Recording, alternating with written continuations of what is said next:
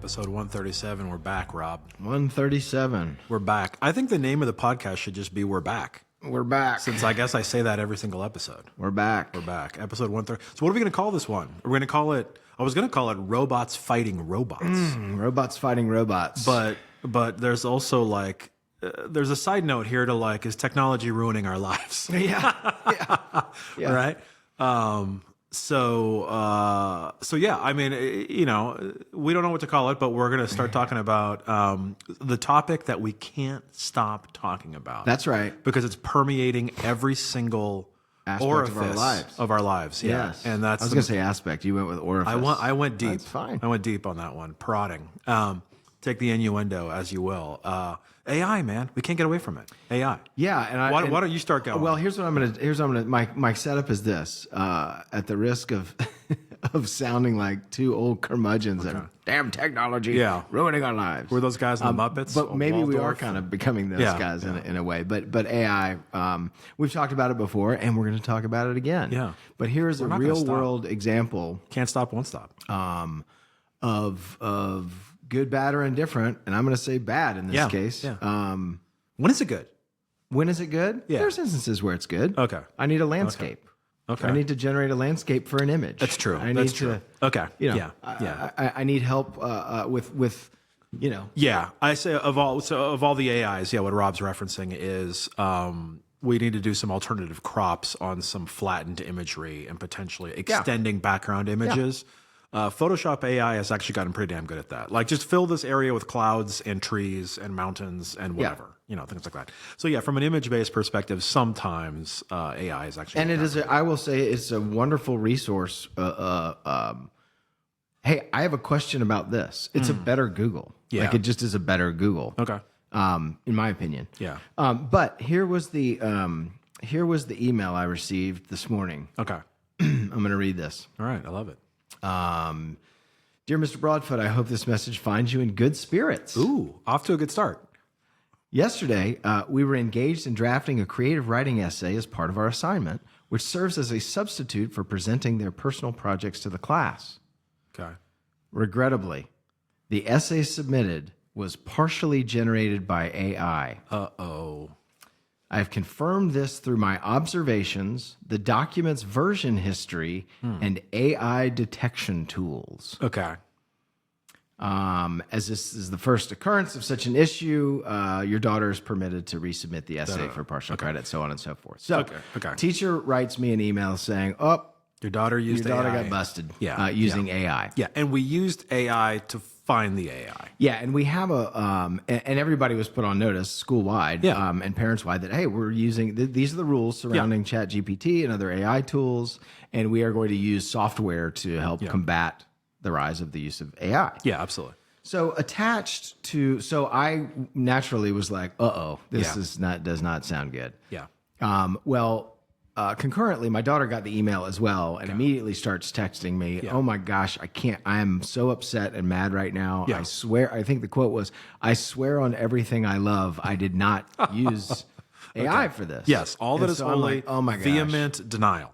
Vehement denial. This is not true. So this is the pickle I find myself in. So, and the teacher submitted a PDF report of the essay in question. Okay, got it. With the report from the Zero GPT, which is the AI tool they use to detect AI. Okay, Zero GPT. Yeah, hence robots. Yeah, hence robots fighting robots. Robots fighting robots. Yeah. So, in looking at the essay, and I hope this story doesn't bore people, but it's top of mind for me right now. We'll bring it around. So I look at the essay. The essay is not long. It's I don't know. It's probably half a page long typed. Okay.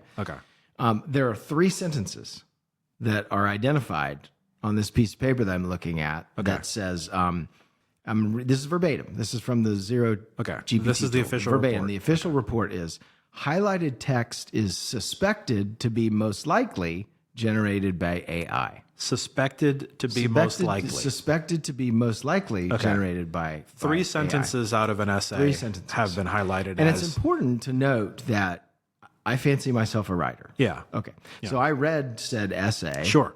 This makes sense. And the highlighted text, the text in question, the 3 sentences, in my opinion, Okay. some might say professional opinion. Sure. I don't know. I'll call you a professional. Thank you. It in no way, shape, or form does it stand out as being tonally off. Okay. Or from a Okay. contextual standpoint off. Got it. It reads, it flows. Yeah. It reads just like the rest of the Okay. rest of the thing. Are there any outlandish words in those 3 sentences? Is there a weird? There's nothing that stands out as to why these would be flagged. Nope. There are no words that I can say are, out of her vocabulary or there's really nothing. It sounds like the rest of the essay. It sounds like it the doesn't rest of feel the like essay. a weird oddball shoved in. That's right. Okay, That's got it. right. Got it. So where do we go from here? So- what do you do? So what do you do? So that's where I'm like, what do I do? I've got my daughter claiming like I absolutely did not do this. we did and not I do believe this. my daughter. Yeah. And then I have this teacher accusing her. Yeah. Based on AI tools. based on an AI tool used to detect AI. Yeah, it's crazy. So my immediate response was to email the teacher to say, hey, I need to understand in greater detail. Yeah. How you came to this conclusion outside of just if this is your only evidence, Sure. I can't accept this. Yeah. It would never hold up in a court of law. Yeah. Highlighted text is suspected to be most likely generated. Suspected to be most likely. Yeah, and furthermore, when you look at these AI detection tools, it's important that to note short text. It doesn't do well with short text because part of what it's doing is analyzing patterns, writing patterns. So the longer the text, the more accurate the tool actually becomes. Okay, interesting. I didn't know. We're talking about a half a page here. Yeah, We're not talking about a lot smaller of text. sample size. Smaller sample size. Yeah. So and what's the batting average of these AI detection tools that are AI themselves, whose only mission, by the way, is to try to find a reason to exist? yeah, Right. I mean, It's kind of like asking someone for their opinion on something. Well, they are now forced to solicit feedback, whether they really have feedback or not, or are qualified to provide such feedback. Right. Yeah. So it's like, hey, AI, like their only mission is to justify their existence. Yeah, exactly. Yeah. Exactly. So back to the original email. It says, But I mean, what's the batting average of these AI, detection? I don't know, tools? but anything I don't think it's good, right? Yeah. Well, so I mean, that's anecdotal. in a fun little twist, I of course immediately went to Chat GPT to ask about Zero GPT. zero GPT. Right? I mean, you gotta like Fantastic. Yeah. Yeah. And it basically was like it said it's never 100% accurate. Yeah. And that the only way to truly, and effectively dissuade, you have to have more evidence. You can't just lean 100% on the AI tool. Of course, Focus group of one. Yeah, there has to be other methods of detecting this, right? Makes sense. So that was my point. Was the teacher in question says, I have confirmed this through my observation, the document's version history, and the AI detection tools. That sounds like a copied and pasted email, though. Sounds like an AI generated. That goes to email. every. Yeah, exactly.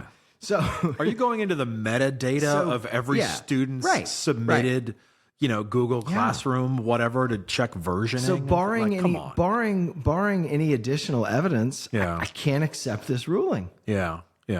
I don't disagree with you. So now I've got I potentially have a little bit of a fight on my hands. Yeah. So it just kind of goes back to, we can't completely make decisions based on AI. It's not there yet. Yeah. And you have to have other information outside of that. Yeah, agreed. You know? It's like, remember when, I don't think it was Garmin, but I want to say maybe it was Apple Maps or something. We had Garmin and TomTom for our GPS, right? And we had the little extra device. Nothing was built into your car. No, you clicked on your dashboard. Yeah, and then all of a sudden, Apple Maps launched, and what a disaster! Yeah, right. Apple Maps is. Remember how much and it was. Oh my God, people are driving into lakes. You know what I mean? People are driving off of roads into whatever because they're not. And it was one of those like. Are they? I mean, I guess they are, but like at some point you have to take control of the car that you are driving. You have to look and go, and you have to look out. You have to look out the windshield and go, I know it's telling me to turn left. That doesn't seem right. You know what I mean? Or maybe stop the car. Like, so hey, it's a brave new frontier for teachers as well. I mean, and hey, give students an inch and they're going to take that inch. And, I get it, man. I get it. We all get it, right?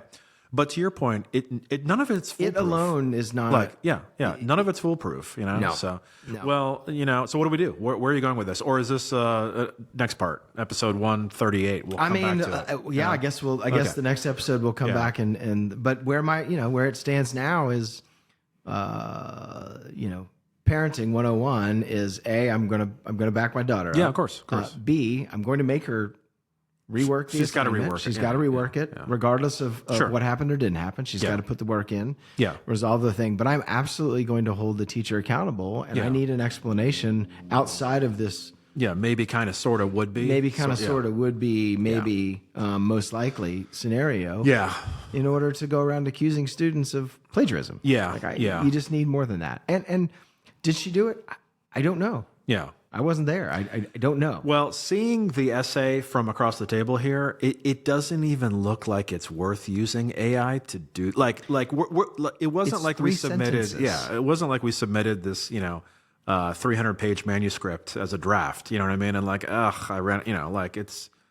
It would take more work to use AI than to just write it. I know. To a certain extent. To call it an essay is even. I know. It's a few paragraphs, but.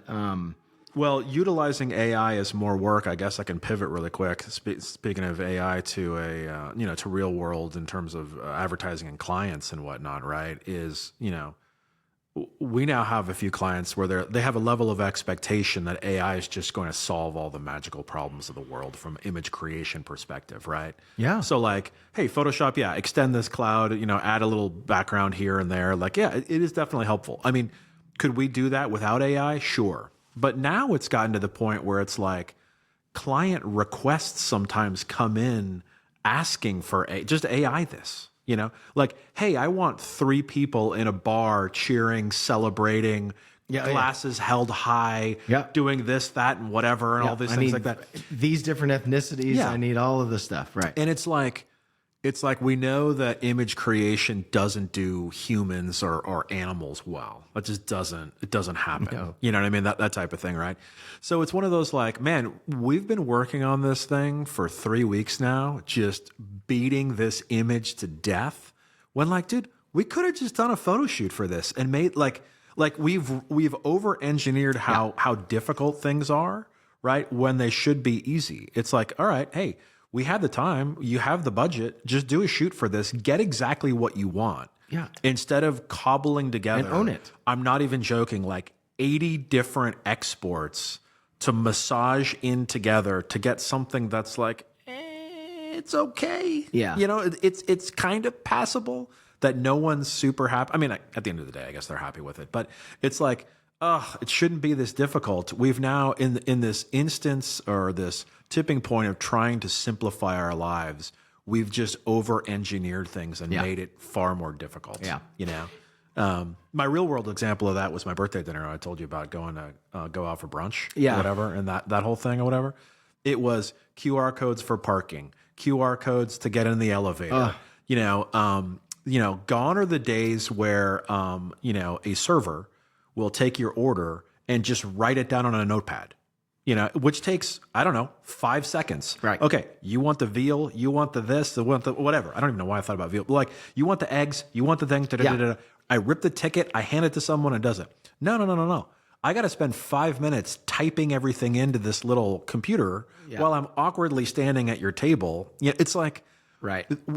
I get it. It's the digital existence, the digital kitchen. I input it here, it goes there. The tracking, the back kitchen, the way the bills work, the payment. I mean, I understand it, but it's we've taken things that should be simple and should be easy to deal with, and now made it 5 times harder. Yeah. In the auspice of trying to make it simplified. Yeah. Makes no sense. I mean, it's crazy.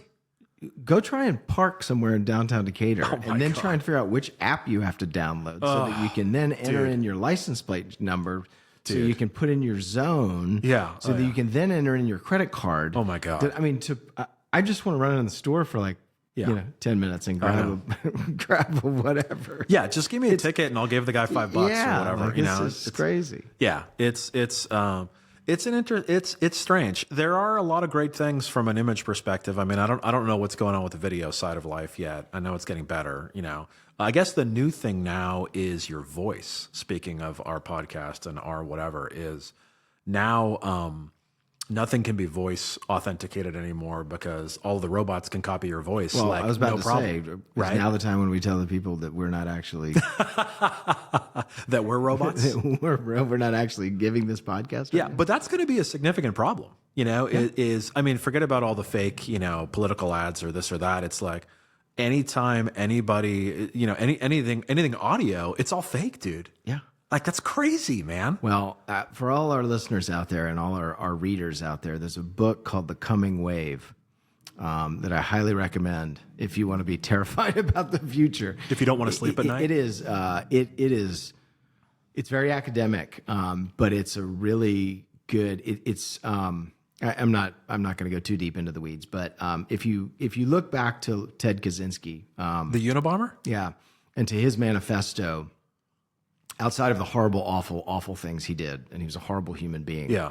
That manifesto was pretty accurate in terms of almost like frighteningly accurate, predicting just in the terms future, of the machines taking over, and predicting and what was going to happen. So the coming wave subscribes to a lot of those. I mean, it doesn't align itself in any way, shape, or form with Ted Kaczynski, the manifesto or anything like that. But there are, if you've read both, there are points that are very, very similar, and it's almost an academic take on just the future and technology and how we're at that point where we've kind of gone too far. Yeah. And you can't, once the robots are learning from each other, bad things can happen.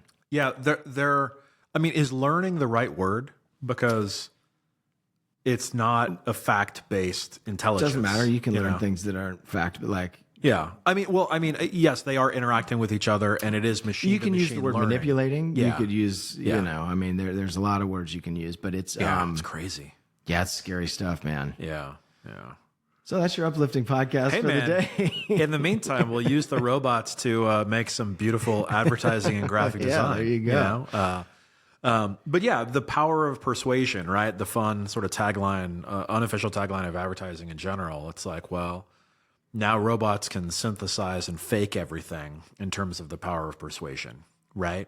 Any celebrity can endorse anything, or anybody can contradict anything, you know? Yep. It's really, really weird to think about. It's very strange. Yeah. And now we're using, you know, AI authenticators to double check for AI, but their batting average is it's not high enough. Is not good, right? So nope, that's crazy. So anyway, on next week's episode, we'll follow up, and I'll let you know how the case unfolds. I'm curious. I'm very curious. You know.